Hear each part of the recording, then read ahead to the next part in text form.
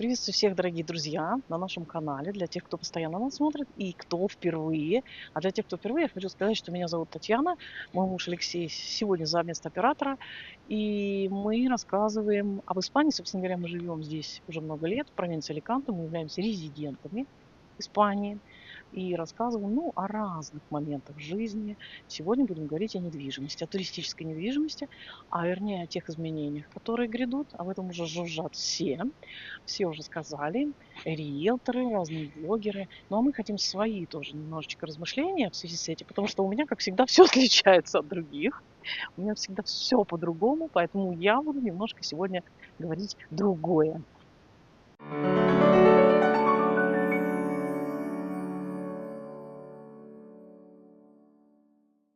Ну, собственно говоря, что всех немножко так, знаете, всколыхнуло, то, что сказали новое такое, что каждая недвижимость, которая предполагается сдаваться в аренду, на краткосрочный период должна получать туристическую лицензию. Ну вот раньше многие люди сдавали, наверное, вы знаете, да?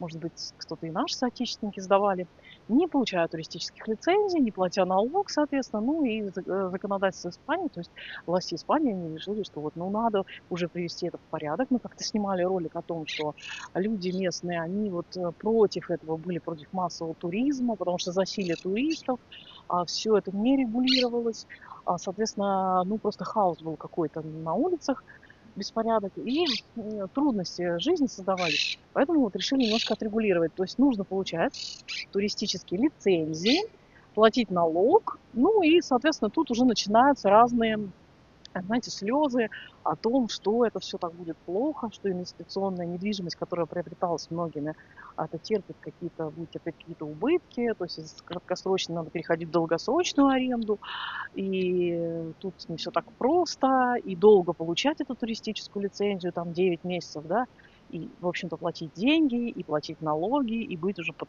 контролем, так сказать, государства. Не всем это нравится, но вот есть какие-то моменты, которые положительные все-таки. И я их, например, вижу прямо очевидно. Меня даже немножечко, знаете, это порадовало. Я вам сейчас объясню, почему. Потому что, наверное, вот если вы поймете мою канву размышлений, то, может быть, и вы согласитесь, что, в принципе, что не делается, только к лучшему.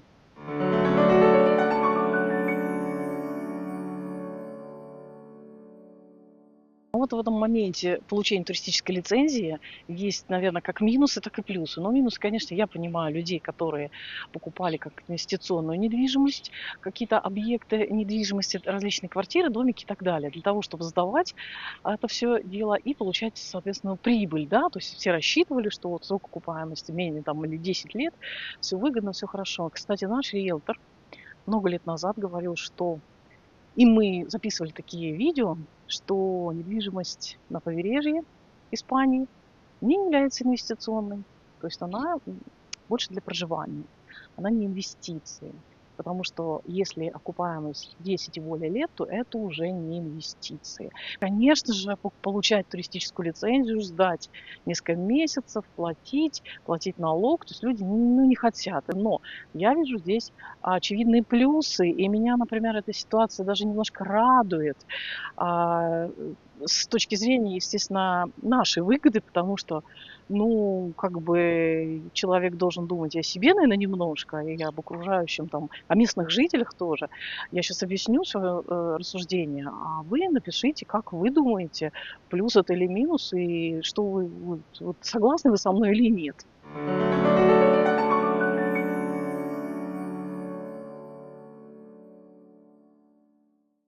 Смотрите, многие рассуждают, что это убивает туристический бизнес, и зачем государство Испании, да, королевство это делает. Но я с точки зрения государства рассуждаю, что, во-первых, эта отрасль, она выйдет как бы из теневой экономики, скажем так. То есть то, что люди покупали и не платили налог, и не покупали туристическую лицензию, это было вот все в тени, это было много, по дешевке, хаотично. Государство, естественно, будет получать свои деньги вот за лицензию туристическую и налог. То есть очевидный плюс для них существует. И туристический бизнес, он не рушится вовсе. Я не согласна здесь так с этим мнением, которое я слышала вот на просторах интернета. Кроме того, некоторые говорят о том, что это как бы сфера экономики, это хуже для экономики Испании. Я тоже не согласна. Дорогие друзья, на туризме, на одном туризме экономику любой страны построить невозможно. То есть я изучала экономику, я немножко это знаю, основы какие-то, ну, даже теоретически, да, на чем угодно, но только не на одном туризме. На этом не продержится. Вы прекрасно знаете пандемию. Это очень волатильный, если можно так сказать, тоже бизнес. То есть в любой момент, любая пандемия, она закроет эту сферу в один миг. Вот и все, мы это уже проходили. Ну и вообще, как бы это смешно просто рассуждать, что экономика должна держаться на одном туризме, да. Это было бы, ну, такое, ну, такая утопия. То есть надо все-таки развивать экономику в разных направлениях. Все-таки 21 век и так далее. Поэтому государство, оно серьезно к этому подходит. И я даже читала в газете, в одной из газет города Аликанте, что помимо того, что уже расписаны штрафы огромные, которые будут за это, за нелегальную сдачу в аренду недвижимости без туристической лицензии, будут уже как бы вменяться. Но кроме того, да, как написано в этой газете, будет искусственный интеллект в помощь государству, то есть уже с помощью искусственного интеллекта будут отслеживать вот эти вот нелегальные всякие объявления, где нет у объекта туристического нет соответствующей лицензии. Я в это верю, дорогие друзья, потому что искусственный интеллект, он вокруг нас, он рулит, и это наше будущее. Хотите вы или нет, но он уже присутствует вообще во всех сферах нашей жизни.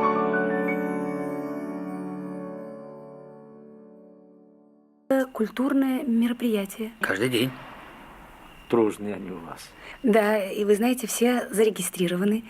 Один очевидный плюс, может быть, об этом никто не задумывался, но если будет туристическая лицензия, да, все боятся, что будет дороже краткосрочная аренда, то есть туристам будет невыгодно, но, значит, турист будет осознанно приезжать и будет уже относиться более трепетно к своей, и более ответственно даже к тому месту, которое он арендует, будет предупрежден, раз это будет какое-то, знаете, воздействие на владельцев недвижимости, которые сдают в аренду не в теневую, когда за гроши, извините, сдают, и люди едут и не ценят, и там устраивают бедлам какой-то, считают, что им все должны.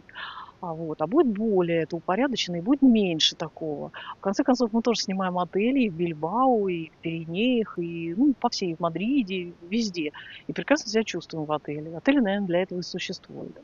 А еще хочу сказать, у нас есть знакомые, и не одни, которые уже давно, сразу же, когда они купили инвестиционные квартиры, в апарт-отелях, кстати, не в урбанизациях, а в апарт-отелях, и сдают успешно на краткосрочную аренду, они давно уже сразу же оформили туристическую лицензию и сдают, и платят налог. То есть сдают дорого, управляют своей недвижимостью либо через риэлторов, либо через сами, но не суть. Они получили туристическую лицензию, они потратили деньги, они платят налог, и они официально сдают. У них, конечно, там все как бы на уровне, они следят, у них приезжают люди, которые, в общем-то, наверное, более ответственно. Но самое главное, что они все-таки заселяются в апарт-отель люди, туристы, и тут уже они не мешают местным жителям, которые постоянно живут, работают. И еще один плюс, очевидный, я вижу, я очень радуюсь за то, что, опять же, говорят, что вот много недвижимости перейдет из краткосрочной аренды в долгосрочную, соответственно, она упадет в цене. И здесь я вспоминаю сразу местных жителей, молодежь и студентов, которые страдали много лет, что аренда такая высокая за последние годы, что они не могут себе позволить. И вот они живут с родителями, и сокурсники нашего младшего сына из университета Аликанте, они об этом как раз говорили. Они очень жаловались, сетовали, что они не могут себе это позволить, и вынуждены жить с родителями, ездить на автобусе каждый день в университет. Не всегда это удобно, но я надеюсь, что все-таки снизится действительно аренда, и молодежи, молодым семьям, местным и студентам будет доступно. И, возможно, жилье, которое по завышенной цене продавалось. Может быть, и до этого дойдет, что все-таки будет как бы регулировать государство стоимость квадратного метра, и не будет так, что все-таки вот этот мыльный пузырь, когда за ну, знаете, недорогую себестоимость строится жилье не очень хорошего качества за бешеные деньги. Надеюсь, что это тоже будет следующим этапом регулирования, и будут все-таки смотреть, чтобы и качество жилья было на уровне, и стоимость немножко удерживать, про что тоже говорили местные жители. Вообще я за местных рада. Этот закон, наверное, им даст немножко облегчения. Вот, потому что, в принципе, многие люди за последние 5 лет, ну, даже вот, я не знаю, 5-6 лет, ну, 10 лет назад была совсем другая картина, когда мы приезжали, за 5-6 лет многие стали переезжать, и наши соотечественники из Бельгии, из Англии, вот они скупали как инвестицию и сдавали, и уже так поднялась цена. Ну, такая она стала, что в Теревьехе там уже по 700, по 900 и в Ламате по 1000 евро в месяц. Мне кажется, это беспредел уже. Я надеюсь, что, ну да, про местных, конечно, в этом вопросе никто не думает, что люди-то здесь жили, стоимость жилья и недвижимости, да, вот аренды была ниже, и они имели возможность все-таки снимать. А благодаря приезжим людям, которые все вот вкладывали все вот это, ну, естественно, закон рынка, чем больше спрос, тем выше цена. Цена на стоимость квадратного метра, домики, квартиры, все выросло в цене за 10 лет. Аренда. И местные, правда, вот им, знаете, вот как вот, вот так вот у горла. Где жить, как купить? Вы думали об этом? Ну, я рада за местных, если это действительно даст им возможность, цены снизятся, и они будут снимать жилье или там покупать в дальнейшем жилье. Я очень рада, что это все-таки дает какие-то возможности молодежи и так далее. Поэтому надо на все смотреть разными глазами. Не только глазами продавца, но еще иногда глазами покупателя. Вот, это палка о двух концах. Поэтому кому-то печально, кому-то приятно.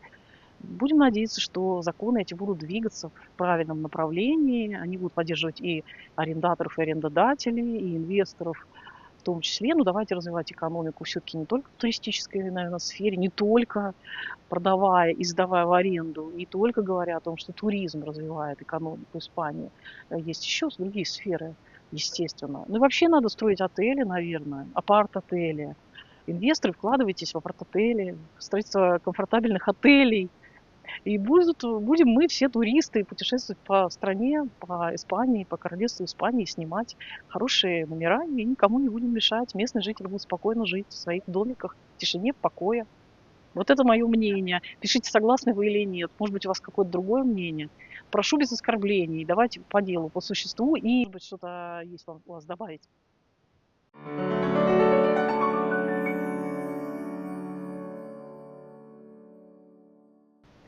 Ну и на этой радостной ноте разрешите попрощаться с вами. До следующего видео, до следующего ролика. Всем удачи, добра, хорошего настроения. Отсюда из Испании, из провинции Аликанте. С вами Татьяна, Алексей, канал «Мы в Испании».